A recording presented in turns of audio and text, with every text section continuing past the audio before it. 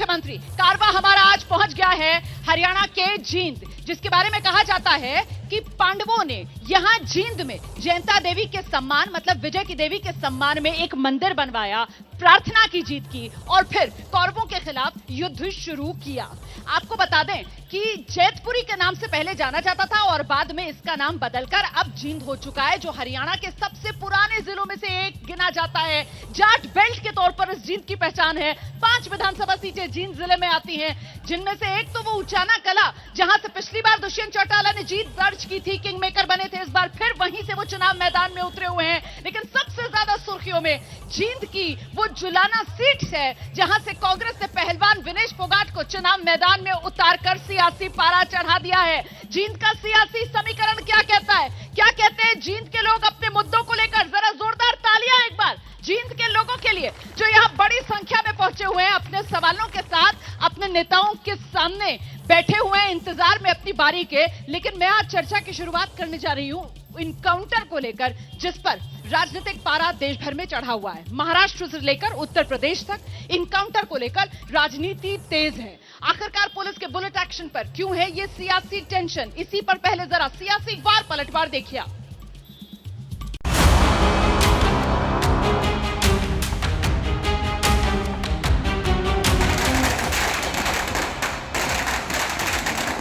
बदलापुर का बदला लिया गया कि अगर ये फेक भी है तो इसके ऊपर बहुत ज्यादा पॉलिटिक्स नहीं करनी चाहिए। ममता बनर्जी उन पर आरोप लगा कि उस बलात्कारी को वो बचा रही। दूसरी तरफ महाराष्ट्र में एक ऐसी सरकार है, एकनाथ शिंदे जी की सरकार, जो बलात्कारी को बचा नहीं रहा है। लेकिन जो भी कल घटना घड़ी है उसमें काफी सारे प्रश्न। संविधान बहुत स्पष्ट कहता है कि कानून का शासन होना चाहिए। संजय निरुपम हो या कोई और हो, वो मोदी जी के खिलाफ एक सर्टिफिकेट दे रहे हैं, साहब आपके बस की नहीं है कि आप कानून दिलवा सकते हैं।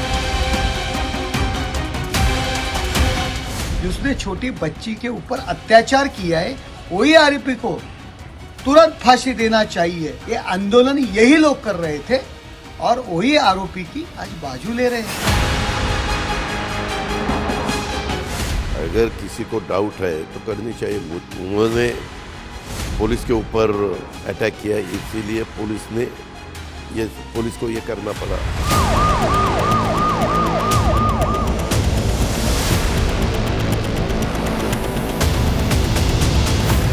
बस इनकाउंटर की खराब कहानी यही है कि मरने वाले से पहले उसकी जात और धर्म आए। चुनाव लड़ने के लिए इनकाउंटर आप नहीं करा सकते। जो ये काउंटर की जो इन्होंने परंपरा शुरू की है लगातार, जब से योगी जी आए हैं, ठोको नीति, ये बहुत ही दुर्भाग्यपूर्ण है और बहुत ही पूरा समाज डरा हुआ है।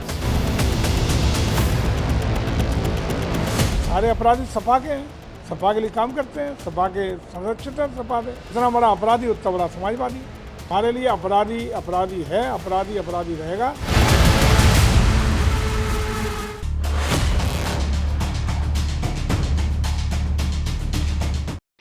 जींद में किसका होगा सियासी जलवा, जानने के लिए मैं जल्दी से परिचय कराती हूँ आपका। खास मेहमानों का पैनल यहाँ पर मंच पर हमारे साथ मौजूद है। बीजेपी की तरफ से आज पार्टी की नेता अनुराधा सैनी, जोरदार तालियां अनुराधा सैनी के लिए। कांग्रेस की तरफ से राजकुमार गोयल हमारे साथ मौजूद हैं।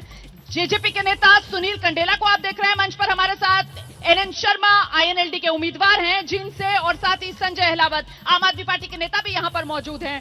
जींद में जलवा किसका, इनसे जानेंगे, लेकिन साथ ही आपका परिचय मैं करवा देती हूँ। हमारे साथ शिवसेना उद्धव गुट की सांसद प्रियंका चतुर्वेदी इस समय मौजूद है। प्रदीप भंडारी बीजेपी के प्रवक्ता हमारे साथ जुड़ रहे हैं। समाजवादी पार्टी के प्रवक्ता आशुतोष वर्मा जी हमारे साथ मौजूद हैं, और साथ ही शिवसेना शिंदे गुट के प्रवक्ता कृष्णा हेगड़े आज हमारे साथ मौजूद हैं। ये पुलिस के बुलेट वाले एक्शन पर राजनीतिक टेंशन क्यों बढ़ रही है, इसको लेकर पहले चर्चा की शुरुआत करेंगे।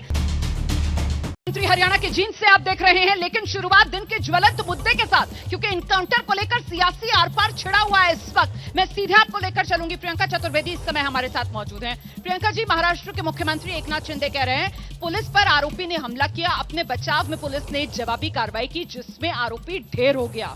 विपक्ष इसे लेकर जो मुद्दा बना रही है, क्या गैर जिम्मेदाराना सियासत कर रहे हैं आप लोग? सबसे पहले तो गैर जिम्मेदारी उन लोगों की थी जिन्होंने एफआईआर दर्ज करने में समय लगाया। गैर जिम्मेदारी उन लोगों की थी जिन्होंने बेटियों को न्याय नहीं दिया। गैर जिम्मेदारी उन लोगों की थी जिन्होंने 2 और मुख्य आरोपियों को, क्योंकि वो भारतीय जनता पार्टी के अधिकारी हैं, उनको भगाने का काम किया। जिम्मेदार वो लोग हैं जिन्होंने 11 घंटे तक वो जो प्रेग्नेंट महिला थी, जो 6 साल की बेटी की माँ थी, उनको रख कर रखा और रात के 12 बजे के बाद एफआईआर दर्ज किया। गुनहगार वो लोग हैं जिन्होंने सीसीटीवी फुटेज को गायब किया। गुनहगार वो सब लोग हैं जो इस पे चुप आंख बंद करके बैठे रहे जब तक वहां की जनता ने आकर आक्रोश नहीं मचाया। तो ये गुनहगार हैं। रही बात इस अक्षय शिंदे की मौत की, बिल्कुल हत्या होनी चाहिए थी, बिल्कुल मौत होनी चाहिए थी, उसको सजाए मौत होनी चाहिए थी, ये हम सबकी मांग थी, पर कानूनी प्रक्रिया के तहत। क्योंकि मुख्य आरोपी ये जरूर था, पर आरोपी जो सब गुनहगार मैंने आपको बताए हैं वो सब हैं। आज वो तुषार आप्टे कहाँ हैं जो भारतीय जनता पार्टी से जुड़े हुए हैं और उस स्कूल के ट्रस्टी हैं? आज वो उदय कोटवाल कहाँ हैं जो जुड़े हुए हैं इस स्कूल के ट्रस्टी के साथ और भारतीय जनता पार्टी के साथ? इन सबको बचाने के खातिर इन लोगों ने अक्षय शिंदे की हत्या हुई है। और मैं कहती हूँ कि आज शायद अक्षय शिंदे बहुत सारी चीजें उगलता जिस वजह से उसको चुप कराने का काम हुआ है। और मैं एक और चीज आपको बता दूं, हम चाहते थे कानूनी कार्रवाई के तहत सीधे आरोप लगा रही हैं, आप सीधे आरोप लगा रही है महाराष्ट्र और साथ ही साथ कि महाराष्ट्र सरकार ने साथ वहां के चौराहे पर, बदलापुर के चौराहे पर कानून प्रक्रिया के बाद जो सजाए मौत सुनाई जानी चाहिए थी, उसकी सजाए मौत, फांसी की सजा चौराहे, बदलापुर के चौराहे पे होनी चाहिए थी। ये सब षड्यंत्र जो रचा गया है भारतीय जनता पार्टी और शिंदे सेना की तरफ से किया गया है, और यही देश का दुर्भाग्य है, महाराष्ट्र का दुर्भाग्य है। तो अब आपका दूसरा सवाल क्या है, मैं जरूर उसका भी जवाब दूंगी। आपने अभी आरोप लगाया, आप ये कह रही हैं कि कहीं ना कहीं बचाने के लिए मुख्य आरोपियों को, जिनके आप कह रही हैं पॉलिटिकल लिंक्स है, ये इनकाउंटर करवा दिया गया। लेकिन यहां सरकार की तरफ से तो ये कहा जा रहा है ना कि उसने हमला किया, उसने पुलिस वाले की जो बंदूक थी वो छीनी, पुलिस वाले पर फायरिंग की, वहां पर जो पुलिस वाले मोरे हैं, जो खून मिला है उसमें पुलिस वाले मोरे का भी ब्लड सैंपल वहां पर मिला है और साथ ही साथ शिंदे का मिला है जो इनकाउंटर में ढेर हो गया। तो क्या आप इस पूरी की पूरी इनकाउंटर की थियोरी पर ही सवाल उठा रही हैं? मैं किसी थ्योरी पे सवाल नहीं उठा रही हूँ, ना अपने पुलिसकर्मियों पे सवाल उठा रही हूँ।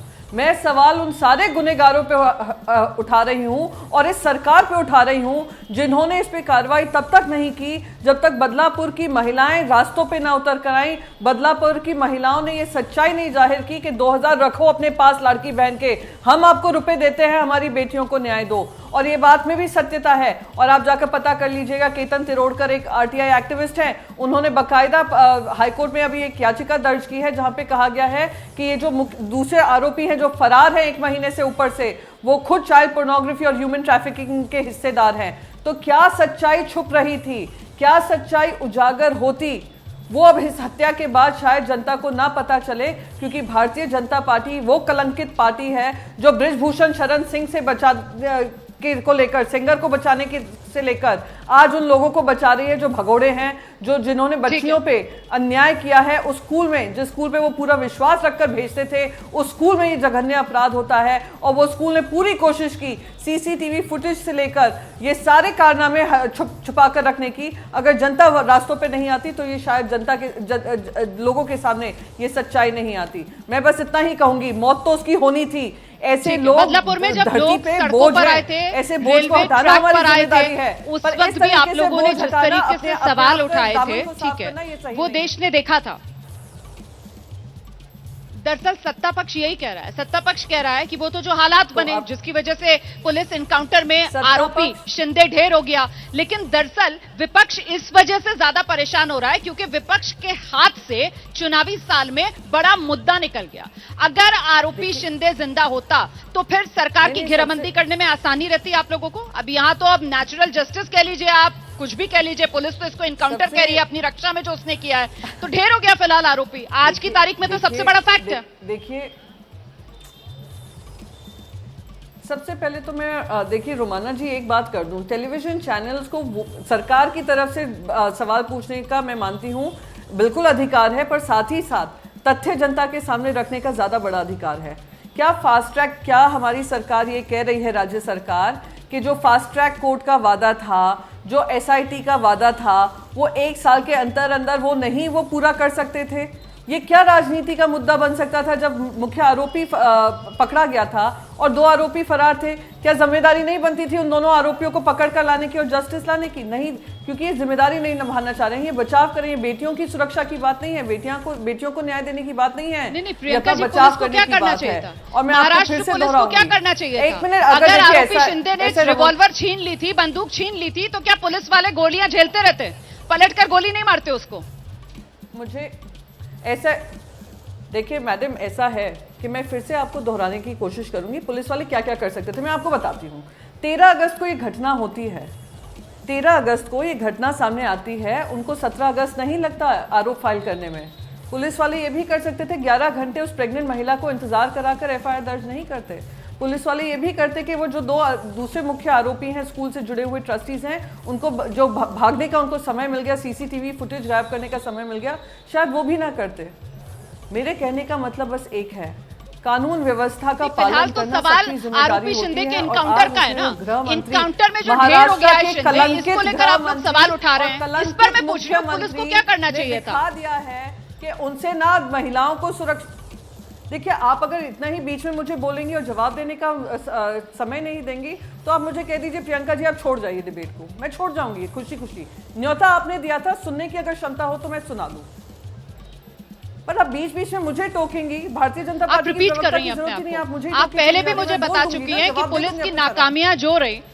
नहीं मैम, क्योंकि आप बाकी पैनलिस्ट के साथ नहीं बैठना चाहती हैं ना, इसलिए मुझे को काउंटर क्वेश्चंस करने होंगे आपसे, इसीलिए मैं काउंटर क्वेश्चंस कर रही हूं। रिपीट कर रही हूं, नहीं रिपीट अगर मैं कर रही हूं आपके सवालों के जवाब का तो मैं निकल जाती हूं ना शो से। आप अपना क्यों समय बर्बाद कर रही है मुझ पर फिर?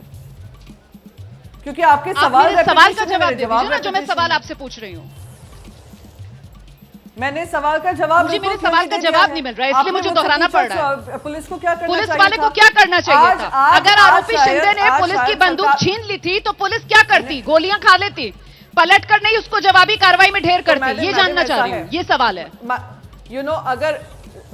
अगर पत्रकार होते ना, पत्रकार सही मायने में अगर वीडियो फुटेज देखते तो 12 लोग उनको लेकर गए हैं, उनको कपड़े में बांधा है, हथकड़ियां हाथ में हैं।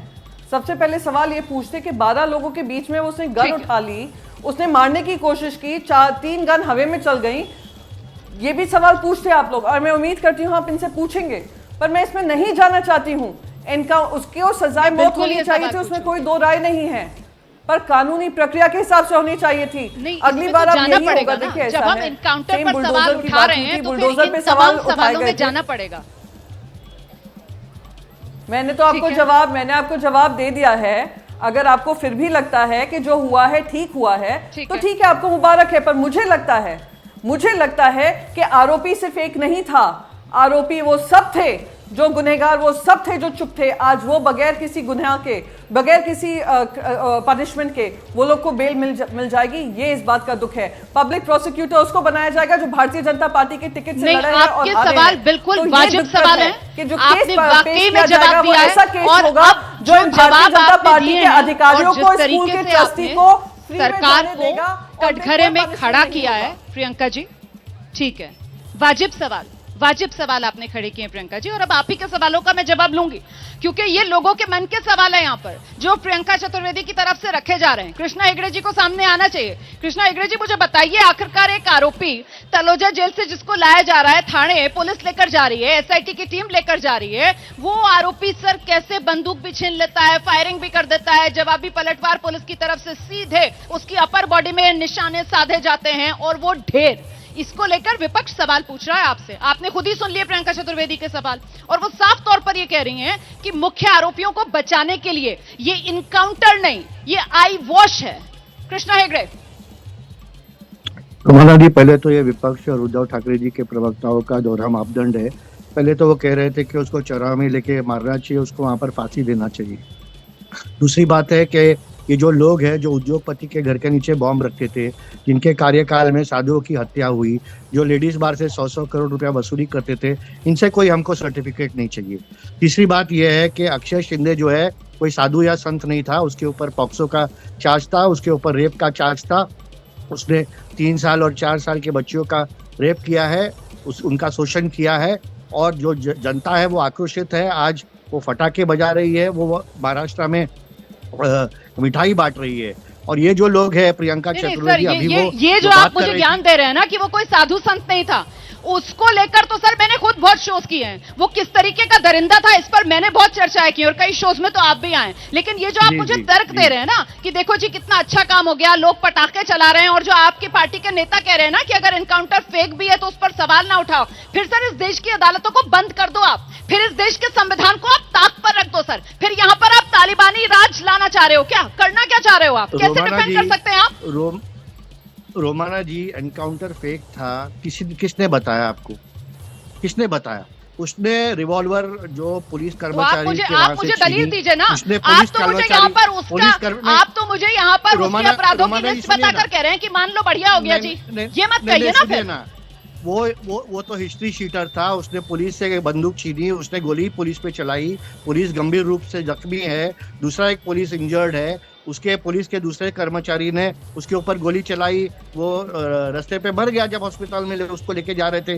तो इसमें फेक एनकाउंटर की क्या बात है?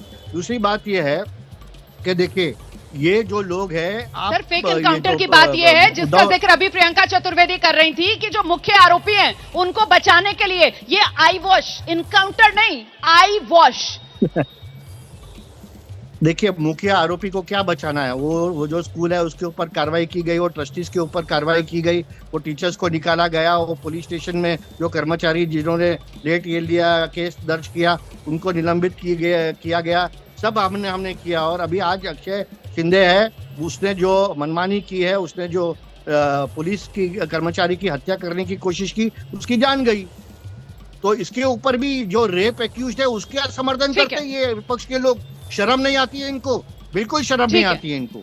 मैं आशुतोष वर्मा का रुख करती हूँ। समाजवादी पार्टी के प्रवक्ता हमारे साथ मौजूद हैं। आशुतोष वर्मा जी, ये विपक्ष की कौन सी राजनीति है सर?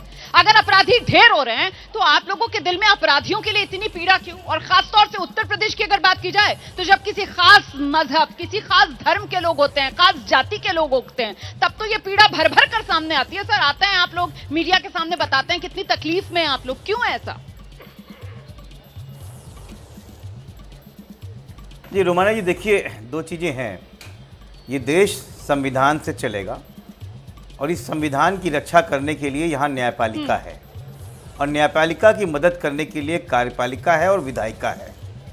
लेकिन लगातार ये देखा जा रहा है कि कार्यपालिका और विधायिका न्यायपालिका को अपने रास्ते से हटा रही है और फैसला ऑन द स्पॉट करने का एक नया कल्चर दे रही है। और ये बहुत खतरनाक कल्चर है, क्योंकि फैसला ऑन द स्पॉट करने का जो कल्चर है कहीं धीरे धीरे हमारे लोगों के बीच में आ गया तो वो दिन दूर नहीं हो जाएगा कि एक दूसरे के बीच में लड़ाई हुई और एक ने गोली मार दी और काम खत्म। ये किस तरीके का तर्क है? क्या इन काउंटर से या इनकाउंटर से क्या कहीं भी अपराध कम हुए हैं? पिछले 7 साल से उत्तर प्रदेश में लगातार योगी सरकार है, इनकाउंटर्स पे इनकाउंटर्स हो रहे हैं, लेकिन उसका क्या नतीजा निकल रहा है? छोड़ दीजिए हिंदू है, मुसलमान है, सवर्ण है या पिछड़ा है, इन सब में बुनियादी सवाल ये है कि वो व्यक्ति क्यों मरा, क्यों इसका फैसला ऑन द स्पॉट उसको सर पे गोली मारी गई। नहीं सर, आप अभी बैठकर तो कह रहे हो यहाँ पर कि छोड़ दीजिए वो कौन है, लेकिन हमने तो देखा है ना सर किस तरीके से जाति अगर यादव है तो फिर समाजवादी पार्टी के मुखिया अखिलेश यादव बाकायदा आते हैं और कहते हैं कि किस तरीके से इनकाउंटर नहीं है तो सीधे सीधे हत्या हुई है। जाति अगर मुस्लिम है तो फिर किस तरीके से तकलीफ होती है समाजवादी पार्टी के नेताओं को, यादवों और मुसलमानों की अगर इनकाउंटर में मौत होती है उसके बाद। ये हमने देखा है ना सर। अब आप यहाँ पर बैठकर कह रहे हो कि छोड़ दीजिए कौन क्या है, लेकिन छोड़ा तो नहीं जा सकता है क्योंकि आप ही लोग नहीं छोड़ने देते हैं। पर जो बात आप कह रहे हैं मैं उसको लेकर चलती हूं प्रदीप भंडारी के पास। प्रदीप भंडारी, ये राजनीति चमकाने के लिए इनकाउंटर वाली ठोको नीति? रुमाना जी, मैं चाहूंगा मुझे 90 सेकंड का समय दिया जाए।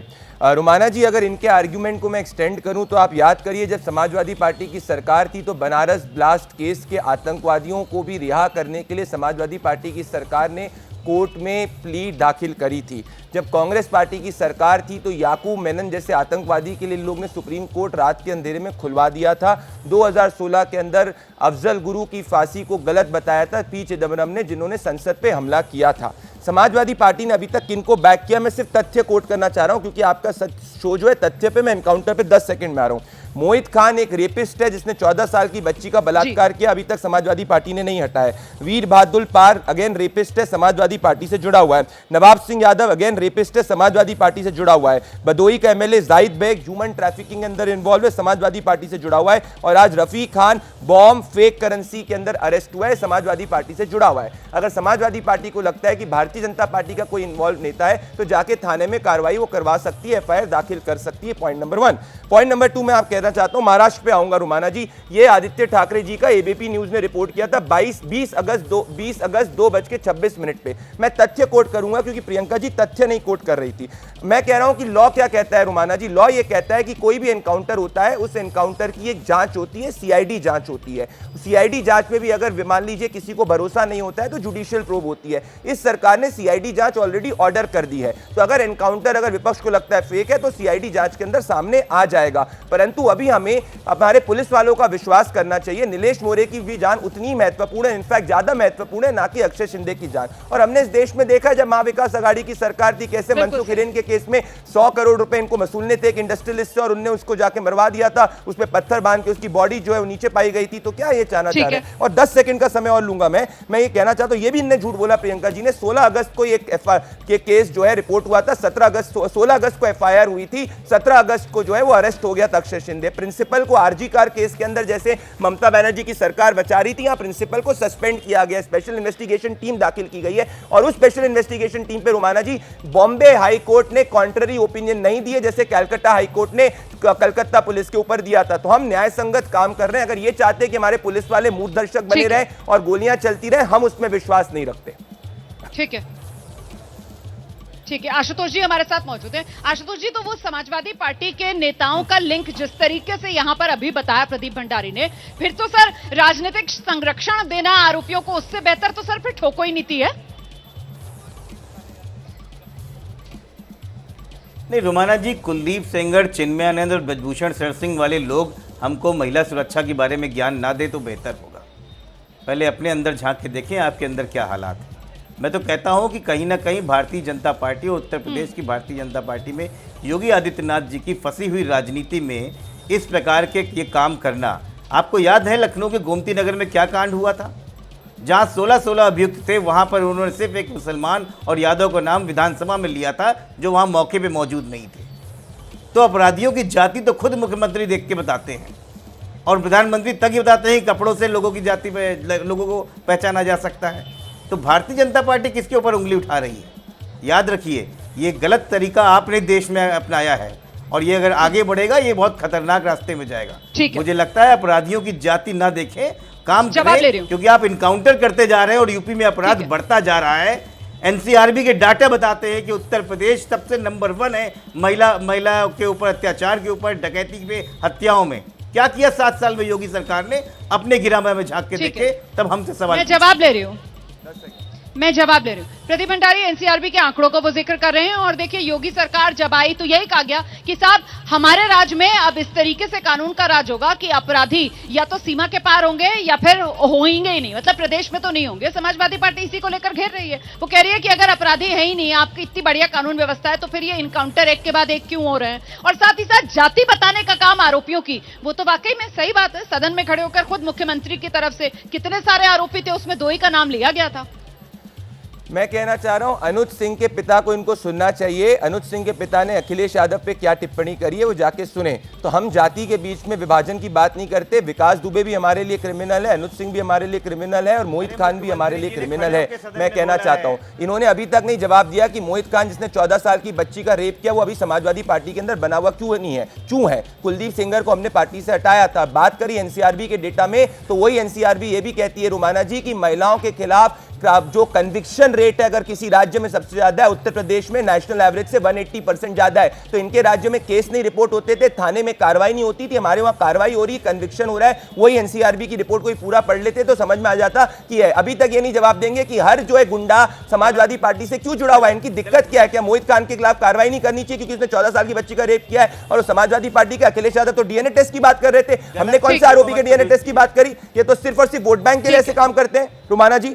ठीक है, ठीक है, लेकिन अनुज प्रताप सिंह के पिता ने तो एक और बात कही ना, वो जाति वाली बात अखिलेश यादव के लिए और योगी सरकार के लिए कि सिर्फ गरीबों का इनकाउंटर हो रहा है, ये भी तो बोला ना उन्होंने। कार्रवाई होगी, वो शायद आपकी सरकार के लिए बोला था। मैं वही कह रहा हूं, जाति वाली बात अखिलेश जी के लिए। उनको ऐसा लगता है तो कोई भी व्यक्ति एनकाउंटर को चैलेंज कर सकता है कोर्ट में। मैं यही कह रहा हूं, हम तो स्वागत करते हैं कि चैलेंज किया जाए, क्योंकि हम न्याय में विश्वास रखते हैं। हम इनके जैसे नहीं है कि लड़के हैं उनसे गलती हो जाती है, जो ये कहते थे स्वर्गीय मुलायम सिंह यादव जी या अखिलेश यादव जी, जो 14 साल की बच्ची। बहुत शुक्रिया आप सभी का मेरे साथ जुड़ने के लिए। तो कुल मिलाकर ये सियासी आर पार इनकाउंटर को लेकर जो छिड़ी हुई है, पुलिस के बुलेट वाले एक्शन पर यह सियासी टेंशन, जिसकी वजह से देश का सियासी पारा हाई है।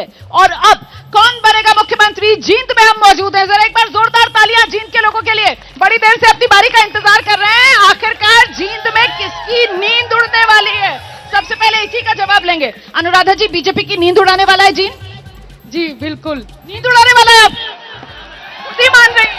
तीसरी बार भारतीय जनता पार्टी की सरकार से ये मैडम नींद में तो नहीं है आप? कह रही है जी बिल्कुल बीजेपी की नींद उड़ाने वाला है जी। बीजेपी की नहीं, बीजेपी वाले इनकी नींद उड़ाने वाले, बीजेपी वाले नींद उड़ाने वाले हैं। और वैसे भी 10 साल से तो बीजेपी जीत रही है। सी 10 साल से तो बुरा हाल है जी शहर का। यहाँ कोई सड़कें नहीं है, विकास नहीं है। यहाँ अगर कोई प्रेग्नेंट लेडीज 3 व्हीलर में बैठकर चली जाए तो रास्ते में ही बच्चा पैदा हो जाए। ये हालात है सर के। यहाँ कोई विकास 10 साल में नहीं हुआ है, बद से बदतर हो गए हैं। शिक्षा के लिए कॉलेज यूनिवर्सिटी नहीं इन्होंने बनाई, एक मेडिकल की दीवारें बना दी, आज तक 10 साल में उसको पूरा नहीं किया। अस्पतालों में डॉक्टर नहीं, स्कूलों में मास्टर नहीं और सड़कों पर तारकोल नहीं। पूरी लिस्ट पढ़ दी उन्होंने, इतनी लंबी शिकायतों वाली लिस्ट। जनता के पास आऊंगी, हाथ उठाकर देखिए किस किस का सवाल है, लेकिन जल्दी पहले जवाब। मैं इनसे पूछना चाहूंगी कि इन्होंने यूनिवर्सिटी में 4 कमरे बना करके इन्होंने यूनिवर्सिटी का विकास करा दिया, या इन्होंने मेडिकल कॉलेज बनवा दिया इनमें, और क्या इन्होंने पैरामेडिकल कॉलेज के लिए जमीन के लिए मंजूरी प्रस्ताव कराई है? मैं पूछना चाहूंगी कांग्रेस की। लड़के बढ़िया है जींद की, इनके पैरों में क्या मोचा रखी है, या कौन से बच्चे पैदा हो रखे हैं सड़कों पे? मैं पैसे से खुद डॉक्टर हूँ। पैर दिखाइए, इनका पैर दिखाइए, इनका पैर दिखाइए। वो कह रही है सड़कों की बुराई कर रहे हैं, इनके पैर में मोच आई हुई है। क्या मोच नहीं है पैर में? जनता के बीच चलते हैं, जरा जनता के बीच चलेंगे और जनता तैयार है अपने सवालों के साथ। किसका सवाल है? खड़े हो जाइए, जल्दी से सवाल पूछिए। मैम मैं ये पूछना चाहता हूँ, माइक मेरे पास। आपने ऐसा 10 साल में क्या किया है? बीजेपी ने? हाँ, 10 साल में ऐसा क्या किया है जो आपको वोट दे? ठीक है, बीजेपी को वोट किस बात के लिए दे? हमारे बिहारी रोड का बिल्कुल नाश कर रखा है जी, आप देख लो जाके जी। सड़क की लेकर शिकायत? सड़क की? हाँ जी, जल्दी से जल्दी। शहर को 2 भागों में बांट दिया। कौन से 2 भाग? देवीलाल चौक फाटक पे। क्यों? जींद, न्यू जींद। तो 2 शहर बना दिए तो बढ़िया है, नया जीत भी बना रहे हैं, वो तो बढ़िया है। और किसको क्या कहना है? हाँ जी। हरियाणा में एक कहावत है, गोला लाठी देवांगे इनके। मतलब? गोला लाठी, राकेश टिकैत जी ने कहा था, गोला लाठी देवांगे, गोला लाठी पकड़े। माइक रहने। हरियाणा में कहावत है, इनको रगड़ रगड़ के मारेंगे और महावीर गुप्ता को जिताएंगे। बीजेपी को? महावीर गुप्ता को जिताएंगे, एक तरफा जिताएंगे। ठीक है, हाँ जी। जैसा कि आप सबको पता है, कांग्रेस अपने हर मैनिफेस्टो में मूर्ख बनाने का काम करती है, सिर्फ और सिर्फ। इस बार अनुराधा सैनी जी से ये मेरा एक सवाल है, इस बार कांग्रेस ने 7 झूठे वादे करे हैं अपने, तो इस बार आप जींद की जनता को कैसे इस षड्यंत्र से बचाओगे? वो जैसा कि आप कांग्रेस के झूठे वादे कह रहे हो, सवाल आप अनुराधा जी से पूछ रहे हो, मेरी समझ से बाहर की बात। सैनी जी हमारी 5 साल से जींद की चेयरपर्सन है, बीजेपी वाली नेता। हाँ जी, इनसे ये पूछिए इनके जो सड़क है वह क्या सड़क क्या, पूछिए इनसे एक बार क्या है। सड़क को लेकर बड़ी शिकायतें, सड़क को लेकर बड़ी शिकायतें। हाँ जी। मैं बीजेपी की प्रवक्ता अनुराधा सैनी जी से पूछना चाहता हूं कि आपकी पार्टी का ओपीएस पर क्या स्टैंड है? वो तो यूपीएस ले आए। यूपीएस तो एनपीएस से भी बुरी बीमारी है, ओपीएस से आपकी पार्टी को इतनी एलर्जी क्यों है? क्या कर्मचारी, कभी आप कहते हैं कि कर्मचारी को 8 तारीख को देख लेंगे, चूड़ी टाइट कर देंगे, कर्मचारी से ऐसी क्या एलर्जी आप? ओहो, कर्मचारियों से भी बड़ी नाराजगी है। हाँ जी, जल्दी में आ रही हूँ, ऊपर मंच पर आ रही हूँ। अनुराधा जी, सारे सवाल आपसे है, जवाब तैयार रखिएगा। मैडम ने कहा कि हमने यहाँ पर मेडिकल कॉलेज बनाया, पहले ये तो बताओ मेरे शहर के, अरे रुको भी, मेरे शहर के हॉस्पिटल में 65 डॉक्टरों की जरूरत है, वहाँ 36 डॉक्टर हैं, 40 डॉक्टरों की कमी। अगर ये हॉस्पिटल में ही डॉक्टर नहीं ला सके, मेडिकल कॉलेज की दीवारों का क्या करेंगे? ये कहते कुछ है, करते कुछ। झूठे वादे क्या? हाँ जी, एक मिनट ताऊ को सुनते हैं। रजब भी कांग्रेस आई, देश में हुई लूट मचाई, या तो लुटेरा की सरकार से। जब भी कांग्रेस आई, देश में हुई लूट मचाई, या तो लुटेरा की सरकार से। एक मिनट आई रबी जब भी आई, धारा 370 हटाई, या तो काम करनी सरकार से। क्या बात है। ताऊ कह रहे हैं कि काम की सरकार बीजेपी है, बीजेपी आई 370 हटाई, ये काम की सरकार है, और कांग्रेस आई लूट मचाई, ये लूट की सरकार है। यही गाया है ना ताऊ? हाँ जी यही है। ठीक है, हाँ जी आपका माइक रहने दो। अच्छा, ऐसा है बेटा, मैं यहाँ की बात बताऊं, एक देसी कहावत में हमारे हरियाणा की, एक पुराने जमाने की बात है कि हमारा जो लकड़ी का या काम करता था तो हथौड़ी चक्की होती थी, और उसमें पीछने वाला कोई पुर्जा खराब हो गया था, एक वो जल्दी रखो ना बात, समय 1 मिनट बस 1-2 शब्द में कहेंगे, तो वो उससे नुकसान हो गया, उठने लगा, ऊपर घी दरिया था वो भी तोड़ दिया, वो बाजन लग गया, उस डरते आगे दूध बाल्टी ले आवी लुगाई, वो दूध की बाल्टी खिंड गई, बोली लूतने रो लूँ, बोली कड़े कड़े रोवेगी, इस सरकार ने कड़े कड़े रोगे तो रोने जोगी है जी, सारे लोग ओ, तो यहाँ पर ये मिक्स रिएक्शन देखने के लिए आपको मिल रहा है। मैं जल्दी से जरा जेजेपी के नेता के पास चलती हूँ। बड़ा भरोसा जिनने आप पर किया था, 5 में से 3 सीटें दी थी, इस बार अपनी सीट बचा पाएंगे दुष्यंत चौटाला? एक 36 साल का नौजवान चौधरी देवलाल की नीतियों को लेकर के इस हरियाणा प्रदेश का मुख्यमंत्री बनेगा, मैं यही कहना चाहता हूँ। कैसे बन जाएगा? इतनी नाराजगी है जींद के लोगों में, कह रहे हैं कि जमानत जब्त होगी, तीसरे पर आएंगे, चौथे पर, इस पर यहाँ पर शर्तें लग रही हैं। कोई जमानत जब्त नहीं होगी। इस चौधरी देवीलाल की नीतियों को लेकर के हरियाणा प्रदेश के नौजवान दुष्यंत चौटाला इस प्रदेश का विकास करवाएंगे। आपकी बातों में दम ही नहीं सुनाई पड़ रहा, आपकी बातों में दम ही नहीं, ऐसा लग रहा है आपको खुद ही नहीं भरोसा, जनता बिल्कुल भरोसा नहीं कर पा रही आपकी बात पर। INLD का क्या हाल है? यहाँ तो भतीजे ने बाजी मारी थी पिछली बार। INLD में अब की बार बाजी पलटेंगे शहर के लोग। रेस में हो, रेस में INLD रेस में है क्या? यहाँ पर रेस में तो बना कर रही है सर। नहीं, INLD जीत रही है। और चलो ठीक है सर, इनका दावा जरा आम आदमी पार्टी का भी सुन लेते हैं। लड़ाई तो यहाँ पर कांग्रेस और बीजेपी की नजर आ रही है, आप क्या कर रहे हो? देखिए, आम आदमी पार्टी शिक्षा, स्वास्थ्य और रोजगार की बातों की राजनीति करती है, इनकी तरह हवा की बातें नहीं करती। ये तो जो कहते हैं वो भी नहीं करते। विनेश फोगाट हवा है? नहीं, विनेश फोगाट हवा नहीं है। विनेश फोगाट का मुद्दा, विनेश फोगाट का मुद्दा, किसको क्या कहना है विनेश फोगाट के मुद्दे पर? पहलवानों का मुद्दा कितना महत्वपूर्ण रहने वाला है इस बार चुनाव में? ये हरियाणा की लाडली है, देश का मान सम्मान बढ़ाया, और इस सरकार ने इनकी। बीजेपी तो कह रही कांग्रेस की बेटी हो गई। नहीं, कांग्रेस की कैसे होगी जब उनका मान सम्मान ही नहीं करेंगे, बेइज्जती करेंगे। हाँ जी, जल्दी से क्या कहना है, क्या कहना है? की बेटी है, देश की बेटी है, ये बड़ा मुद्दा बनेगा, बड़ा मुद्दा बिल्कुल बड़ा मुद्दा बनने जा रहा है। और किसानों का मुद्दा, हाँ जी आपका क्या मुद्दा है? मैडम, ये जो बीजेपी की सरकार थी, ये स्लोगन लेकर आई थी बेटी बचाओ बेटी पढ़ाओ, और इसने इन्हीं बेटियों को रोडों पर घसीटा। इन्होंने गुस्सा है इस बात? बिल्कुल गुस्सा है, ये जनता चुन चुन कर गुस्सा लेगी। और किसानों के लिए केवल और केवल अभय सिंह चौटाला ने साथ दिया। 4200 विधायक है पूरे देश में, कोई साथ नहीं आया। किसने साथ दिया? अभय सिंह चौटाला ने। INLD के समर्थक है ये? मैडम, इस बार हरियाणा के कर्मचारी OPS के लिए अपना वोट करेंगे। तो मतलब ये तो कांग्रेस की मांग दोहरा रहे हो आप? मैं सुनिए, इसके अलावा जो लोगों को अच्छी शिक्षा चिकित्सा देगा, उसके अलावा जो किसानों को लाभकारी मूल्य देगा, इसके अलावा जो मेरी बातें तो कांग्रेस वाली कह रहे हैं। हाँ जी, जल्दी से आपका क्या कहना है? जी बहन जी, 57 मुद्दा क्या है सबसे बड़ा? 57 वर्षों हो गए आज तक जींद से निर्दलीय विधायक नहीं बना। इस बार जो स्टेज एक आपने डेस्क मिसिंग कर दिया, यहाँ से निर्दलीय बनने जा रहा है। चलिए देख लेते हैं क्या होगा। हाँ जी। मेरा सवाल कांग्रेस के प्रत्याशी से है कि अधीन हल्के में जो इन्होंने पाकिस्तान जिंदाबाद के नारे लगाए हैं और पाकिस्तान के झंडे। जींद के चुनाव में पाकिस्तान मुद्दा होगा? जींद के चुनाव में पाकिस्तान भी मुद्दा है क्या? मैडम जी, आपने कहा विनेश फोगाट का क्या मुद्दा है? पहले हमारा OPS का मुद्दा है, फिर बेटी का है। कहते हैं जो पानी से नहाता है वो लिबास बदलता है, और जो पसीने से नहाता है वो इतिहास बनाता है। चलिए देखते हैं इस बार कौन पसीने से